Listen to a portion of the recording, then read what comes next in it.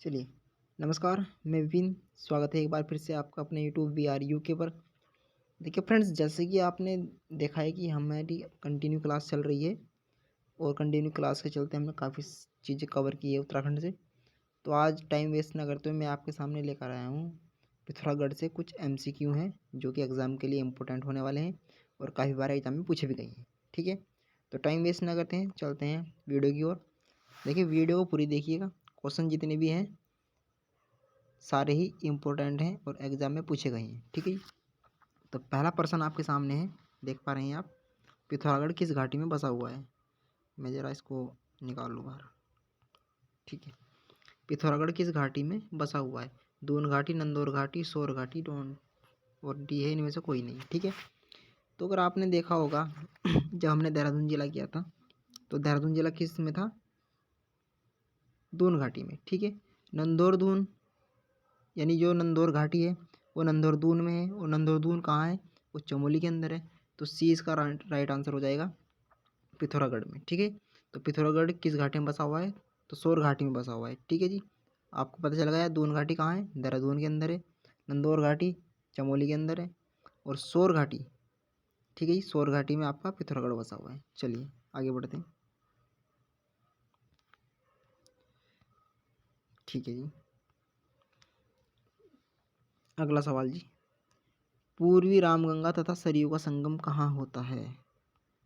पूर्वी रामगंगा तथा सरयू का संगम कहाँ होता है? ठीक है, गंगोली हाट, रामेश्वर, छिपला केदार, नारायण आश्रम। ठीक है जी, बताइए फटाफट। Do it fast now. Video pause करके आप कमेंट भी कर सकते हो आंसर अगर आपको पता है तो।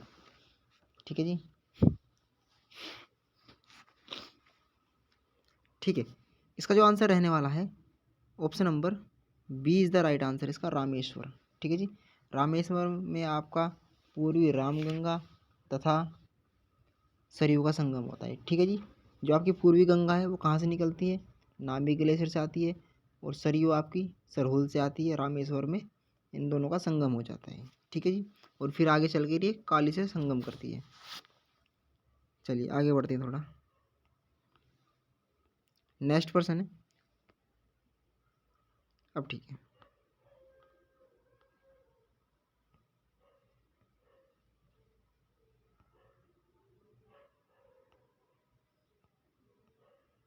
ठीक है, अगला प्रश्न है, नारायण आश्रम की स्थापना कब हुई? नारायण आश्रम की स्थापना कब हुई? ठीक है जी, फटाफट आंसर कमेंट कर सकते हैं आप। चलिए इसका आंसर जो होने वाला है option number C is the right answer, 1936। ठीक है, नारायण आश्रम, नारायण आश्रम जो था वो नारायण स्वामी जी के नाम पर रखा गया था उसका नाम, क्योंकि वहाँ पे कौन थे? नारायण स्वामी जी थे। ठीक है जी, उनका एक दूसरा नाम और है जिसको मोनी बाबा बोलते हैं, मोनी बाबा के नाम से भी विख्यात है इनका नाम, नारायण स्वामी, जो कि नारायण आश्रम के में रहते थे। ठीक है जी, अगर मैं नारायण आश्रम का जो ये जो आपको नारायण आश्रम दिख रहा है, नारायण आश्रम का जो स्थानीय नाम है अगर मैं वो बताऊँ तो वो है चौदास। चौदास इसका स्थानीय नाम है। ठीक है जी, और जो इसमें रहते थे नारायण स्वामी, उन वे कहाँ के रहने वाले थे? कर्नाटक के रहने वाले थे। ठीक है जी, इनका जो निधन हुआ था, मृत्यु हुई थी, वो कलकत्ता में हुई थी 1956 में। ठीक है जी, इतनी बातें क्लियर है आपको? ठीक है, चलिए आगे बढ़ते हैं। नेक्स्ट प्रश्न है, जौहार क्षेत्र का प्रवेश द्वार किसको कहा जाता है? जौहार क्षेत्र का प्रवेश द्वार किसको कहा जाता है जी? वीडियो पॉज करके आंसर कमेंट भी कर सकते हो आप। ठीक है, इसका जो आंसर रहने वाला है option number C is the right answer है, मुंशियारी। ठीक है, मुंशियारी को ही जौहार क्षेत्र का प्रवेश द्वार बोलते हैं। अब क्वेश्चन ये है कि मुंशियारी का पुराना नाम या प्राचीन नाम क्या है? तो वो है तिक्सेन। तिक्सेन इज़ द राइट आंसर हो जाएगा अगर मुंशियारी का प्राचीन नाम पूछा जाए। और मुंशियारी किस के लिए प्रसिद्ध है? कश्मीरी शॉल के लिए। ठीक है, या कह सकता हूँ ऊनी वस्त्रों के लिए, और ऊनी वस्त्रों में भी कश्मीरी शॉल इसका जो फेवरेट है, या कह सकता हूँ प्रसिद्ध है, कश्मीरी शॉल। ठीक है, तो ऊनी वस्त्रों के लिए ये प्रसिद्ध है। वीरथी वाटरफॉल है इसके समीप ही है जी। ठीक है, चलिए आगे बढ़ते हैं। सूर्यकुंड, सूर्यकुंड किस नदी के किनारे पर है? फटाफट आंसर कमेंट करा सकते हैं आप। सूर्यकुंड किस नदी के किनारे पर है? तो सिंपल सा है, गोरा नदी। D is the right answer हो जाएगा यहाँ से, गोरा नदी के तट पर है आपका सूर्य कुंड। ठीक है जी। और इसकी खास बात यह है, इसका जो पानी होता है, जल होता है, वो ठंडा है, तो इसको ठंडे जल का कुंड भी कहा जाता है। ठीक है जी। अगले सवाल पर चलते हैं। अगला सवाल है, कुमाऊं का सबसे बड़ा ग्लेशियर कौन सा है?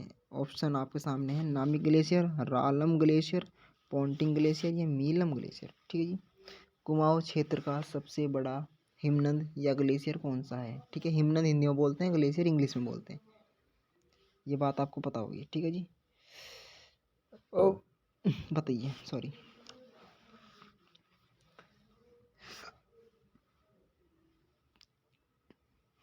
कुमाऊं का सबसे बड़ा ग्लेशियर, ठीक है, तो वो है आपका मीलम ग्लेशियर। ठीक है जी। D is the right answer हो जाएगा, मीलम ग्लेशियर है आपका कुमाऊं का सबसे बड़ा ग्लेशियर। ठीक है जी। मुंशियारी में है, पिथौरागढ़ के अंदर मुंशियारी जो जगह है वहाँ पर है आपका मीलम ग्लेशियर या हिमनद। इसकी जो लंबाई है वो 16 किलोमीटर के आसपास की है। ठीक है जी। वहीं अगर मैं बात करूँ गढ़वाल क्षेत्र का सबसे बड़ा हिमनद कौन सा है, या फिर उत्तराखंड का कौन सा सबसे बड़ा हिमनद है, तो वो हो जाएगा आपका गंगोत्री, क्योंकि गंगोत्री पूरे उत्तराखंड का है, तो जाहिर सी बात है कि गढ़वाल का भी वही होगा। ठीक है। इसने केवल किसकी बात की है? कुमाऊं की, तो कुमाऊं में आपका मीलम ग्लेशियर। ठीक है। चलिए आगे बढ़ते हैं थोड़ा।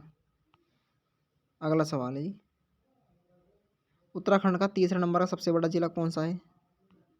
उत्तराखंड का तीसरे नंबर का पूछा है यहाँ पे।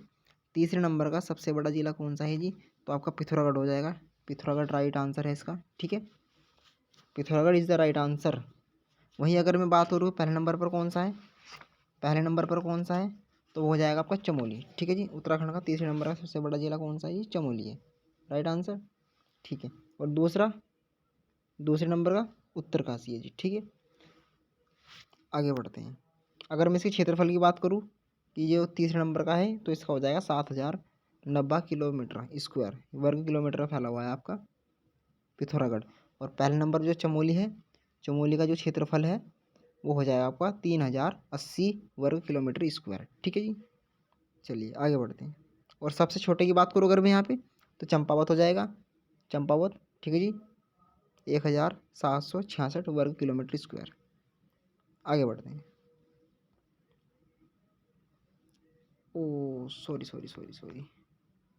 सूर्यकुंड हो गया, कुमाऊं का सबसे बड़ा ग्लेशियर हो गया, उत्तराखंड का तीसरा नंबर का। ठीक है, यहाँ पढ़ते हैं। सर्वाधिक अंतर्राष्ट्रीय सीमा साझा करने वाला जिला कौन सा है? ठीक है जी। सर्वाधिक अंतर्राष्ट्रीय सीमा साझा करने वाला जिला कौन सा है? ठीक है, हरिद्वार, देहरादून, पिथौरागढ़, उत्तरकाशी। तो इसका जो आंसर हो जाएगा, जाहिर सी बात है, C is the right answer, Pithoragarh है। ठीक है। चीन और नेपाल से सीमा साझा करता है आपका पिथौरागढ़, राइट। ठीक है, आगे बढ़ते हैं। कांडली उत्सव किस जनजाति का उत्सव है? ठीक है जी। आज हमने क्लास में बात की थी जनजातियों के बारे में। ठीक है, तो कांडली उत्सव किस जनजाति का उत्सव है, ये बताना है आपको। जौनसारी जनजाति, भोटिया जनजाति, राजी जनजाति या थारू जनजाति। चलिए फटाफट आंसर कमेंट कीजिए। वीडियो पॉज करके आंसर कमेंट कीजिए, और वीडियो अगर आपको पसंद आ रही हो तो वीडियो को लाइक कीजिएगा, शेयर कीजिए। ठीक है जी। चलिए इसका आंसर कमेंट करते हैं, देखते हैं क्या आता है। तो 20 द राइट आंसर हो जाएगा इसका, भोटिया जनजाति। ठीक है जी, भोटिया जनजाति इज़ द राइट आंसर है।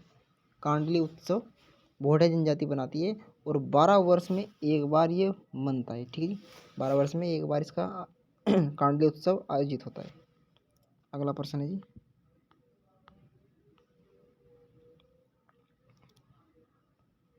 और लास्ट क्वेश्चन है, निम्नलिखित में से कौन सी घाटी पिथौरागढ़ के अंदर नहीं है?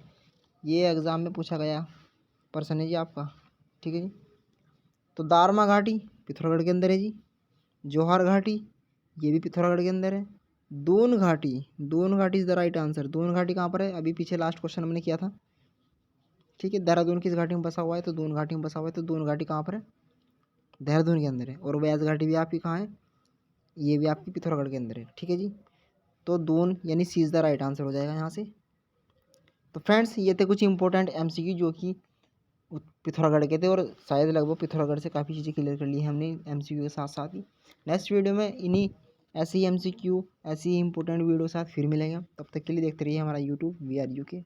Thank you very much.